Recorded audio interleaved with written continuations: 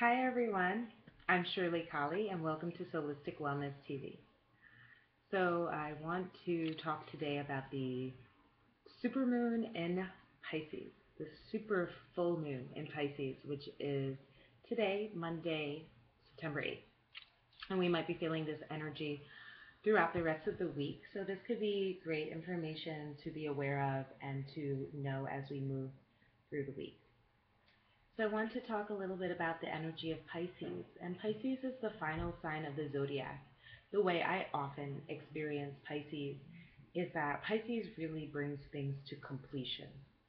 And completion can be very difficult. Endings can be very difficult for many of us, especially because with endings, we really have to surrender control. We really have to let go and let things end. And when things end, they are not always neat and tied up nicely with a ribbon and bow. Sometimes they end and it's just spread all over the place, and that's just the way it is. And we have to say it ended like this, and that's that. So, in one way, it really asks us to surrender our control and to really work on accepting things as they are and going with the flow. And if you're a part of the human race, then I'm going to guess that you've had a challenge at one point or another with going with the flow, surrendering, and letting go of your control. You're in good company. Um, Additionally, Pisces is a water sign. It's extremely sensitive, intuitive, and has a healing nature. So in its highest form, Pisces is always about healing and making sure that wounds are healed. And at the same time, sometimes the way that we get healed is not so much about mm, it being neat and everything feeling really held and secure. Sometimes the healing is in the mess. Sometimes the healing um, is in a habit that looks like it doesn't serve us, but this habit is actually bringing to attention what we need to focus on and what we need to change in our lives. So even when we're doing things that quote unquote don't serve us, they actually always serve us. The question is, when are we willing to let that pattern show us what it is trying to tell us? Uh, Pisces is also connected with addiction. And I have my own philosophies and theories about astrological signs and some of the things that they represent. But with addiction, often what I have found with folks who are working with serious addictions in their lives, and I do think that every single person works with some kind of addiction, whether or it may just be the addiction to thinking and overthinking. However, um, I find addictions become a way to escape reality. And sometimes, obviously, for many folks, addiction can also be um, something possibly that is genetic or something they learned how to do in their household.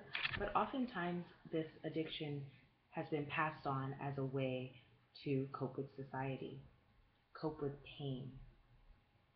So I feel that this full moon is also about looking at our pain and looking at our pain without the various ways that we try to numb ourselves from feeling pain. Looking at the pain without taking a hit of whatever cigarette or weed or without getting drunk. Being in the full pain, being in the discomfort. The very, very magnificent, wise Rumi has a line in one of his poems, and it's translated into English as, "The cure for the pain is in the pain." So this full moon is a time to go deeper into our pain, to demystify our pain, to embrace our pain. Because as we listen to the pain, as we become friends with the pain, rather than shun the pain, try to pretend it doesn't exist, we'll hear what that pain is really trying to say to us. And from there, we can actually go into some deep healing that will not only affect us, but that will affect our whole ancestral lineage and will affect the future generations that may come from us if we make that choice. So I wish you a beautiful, deep, and juicy full moon, and a time to really look at and feel what it is.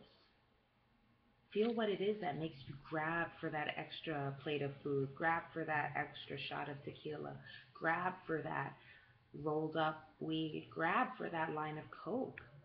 And not judging yourself for it, but looking at what is the impetus, what are you trying to run away from in yourself, and then trying to become friends with that.